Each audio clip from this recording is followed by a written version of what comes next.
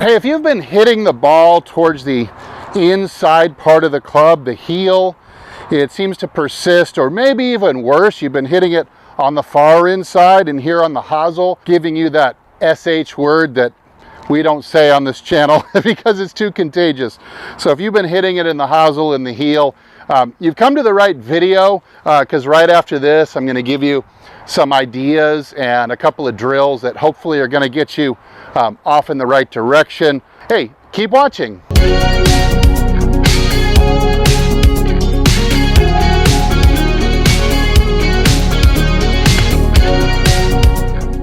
Hey, this is Steve with HitItLonger.com. I'm on a journey to hit it both longer and straighter off the tee, longer and straighter all the way to the green.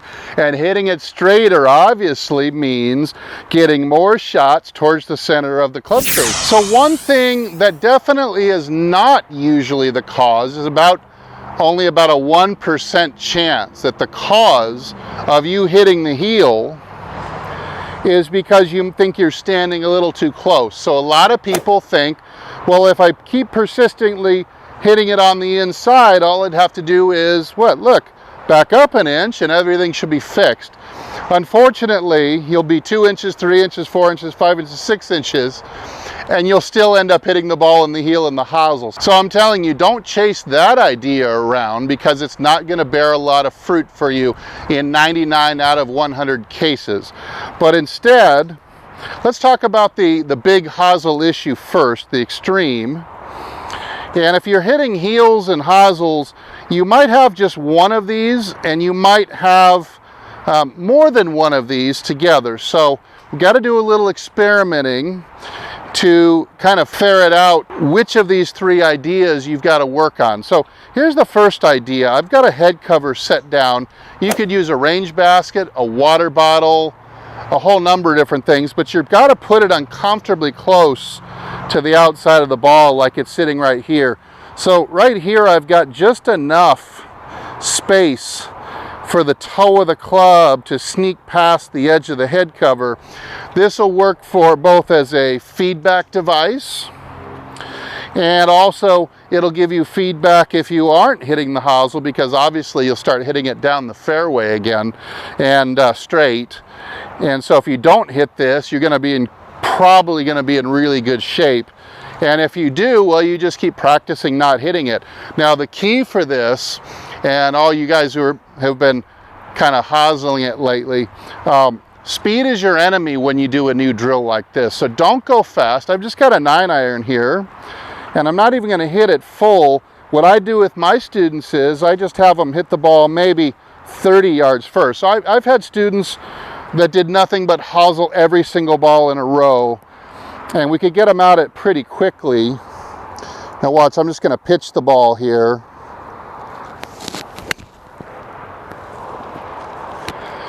And I'm clear of the head cover, which means I couldn't have possibly hit it in the hosel. So let me see if I can try to purposely hit the head cover on this one and actually trigger the hosel shot. Let's see, I'm going to aim for the head cover this time. There it is. There it is. I've done it.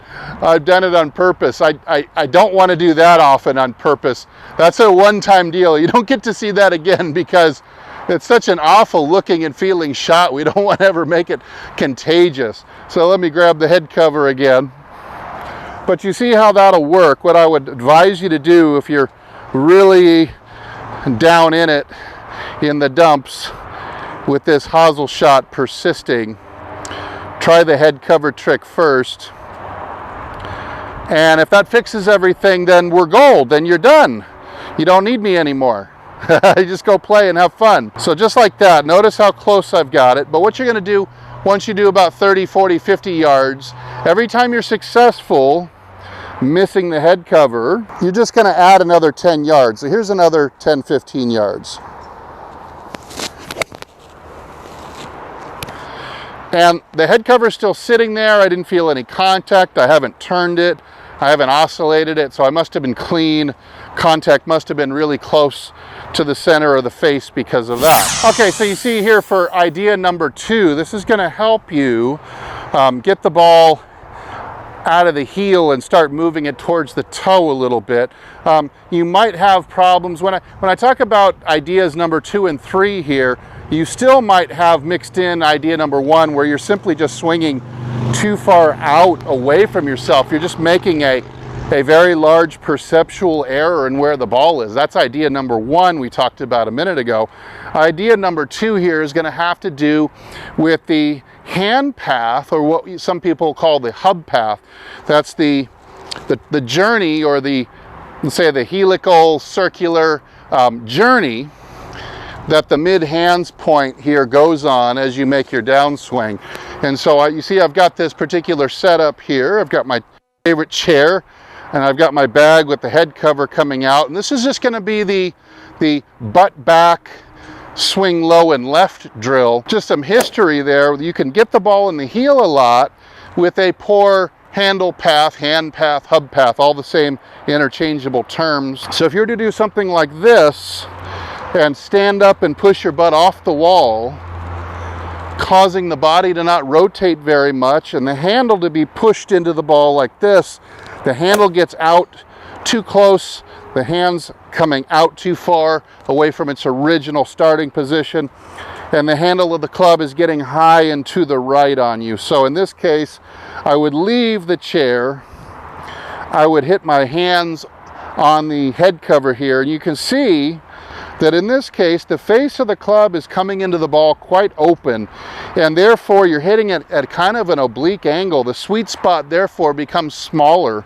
at this angle. Of course, you're going to tend to, miss the ball to the right, or it would cause you to maybe come over the top to correct, but still outside in. The heel is leading even worse in this manner, and you're going to get slice spin. You're going to hit a lot of weak shots with a lot of backspin that don't go very far.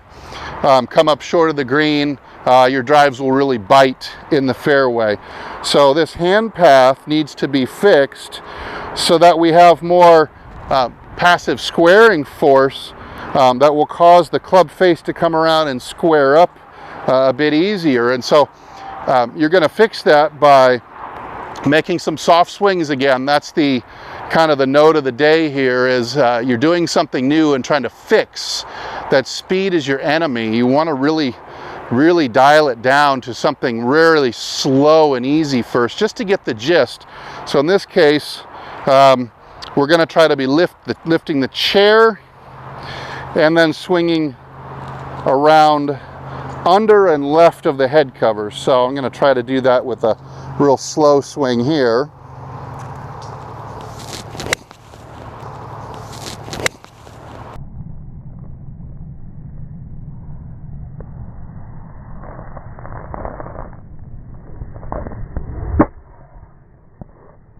So it was a good shot, but I noticed that while I did lift the chair, my right wrist kind of caught that guy. So let me give it one more try and see if I can make it navigate through the obstacle course clean for a perfect score this time. Kind of swing a little more around to the left.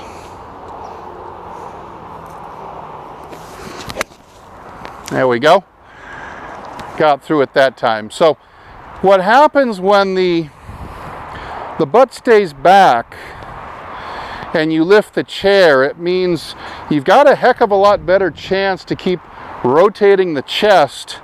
And with the rotating of the chest and then missing this guy too to keep the arm more connected in, you're going to get a hub path that has a lot more curve around to a low left exit like this. If you've ever seen my water ski trick around the boat that I've put up in some other videos, you see that as the handle comes this way, the skier would catch up and pass the boat this way. And so rather than coming into the ball this way with the hosel just leading, therefore the heel becomes much easier, almost larger, and the sweet spot becomes smaller. The toe becomes almost impossible to hit, and you'd have your whole pattern, if you were to do some foot spray, your whole pattern would be from sweet spot down to low and inside and everything in between. So this whole area on the club.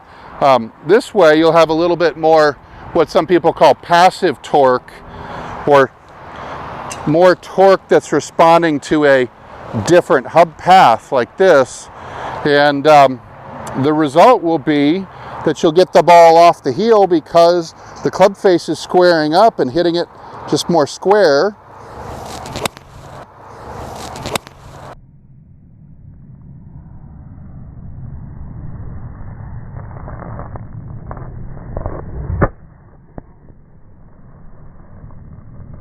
And what I like about this too is not only will you get it off the heel a lot more, but you're also going to effectively enlarge the sweet spot. You're going to move out towards the sweet spot, but you're also going to square the face up almost passively. You almost will feel like the face is squaring up automatically for you compared to before. And you're going to get, well, on the drives, you'll get a straighter ball flight instead of slice spin. You'll get less back spin.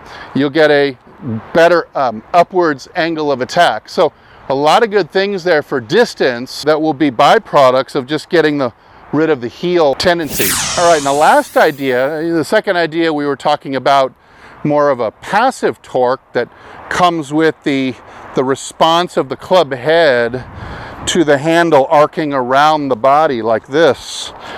Gives you some extra torque. And you're gonna, number 3 idea, you might simply not have enough active torque. So there's some golfers out there that really haven't learned to use the wrists and forearms and the elbows to square up the club and get it to square up and maybe even turn over for a little bit of a draw.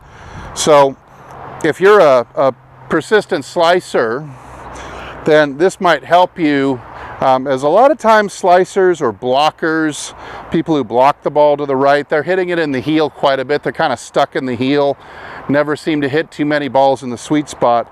We want to use some active torque, in other words, torque that's being directly pushed into the grip by the uncocking and manipulation of our wrists and forearm. We're looking for more of this torque, or the turning of the thumb over 180 degrees. So you could do this at home on the sofa. You could just sit, cock the wrists, throw the club about 70 degrees. It'll kind of reach an impasse, and then just let it turn over like this.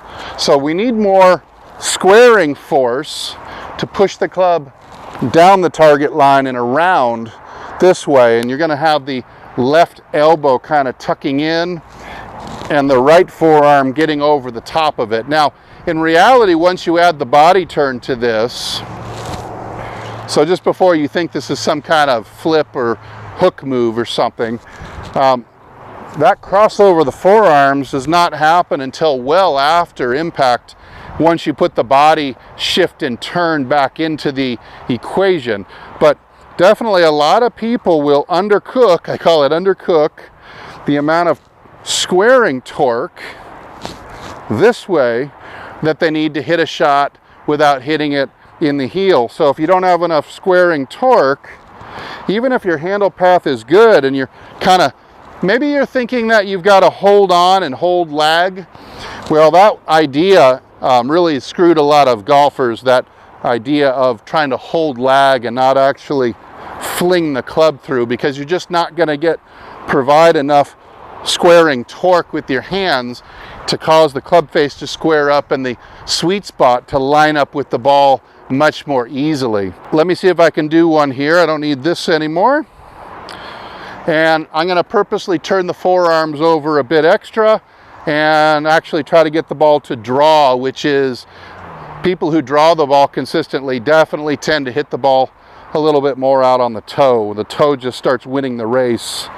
So let's try to do that here.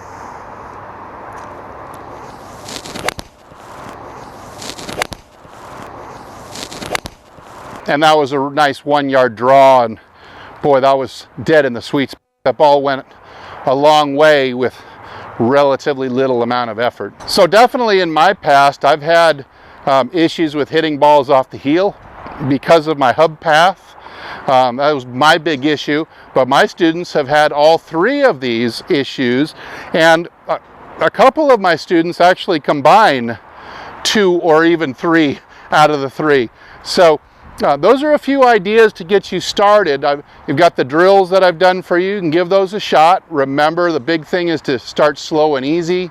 Get the gist of it first, build the speed back in little by little as you go. And of course, report back to me. Let me know if any of these drills helped you. I love hearing that a video that I've done has helped a few golfers out there. So, hey, thanks again for watching. I'm Steve. Thanks again to Golf Development Complex in Moore Park, California. And as always, if I don't see you in the next video, I hope I see you longer and straighter down the fairway. Take care.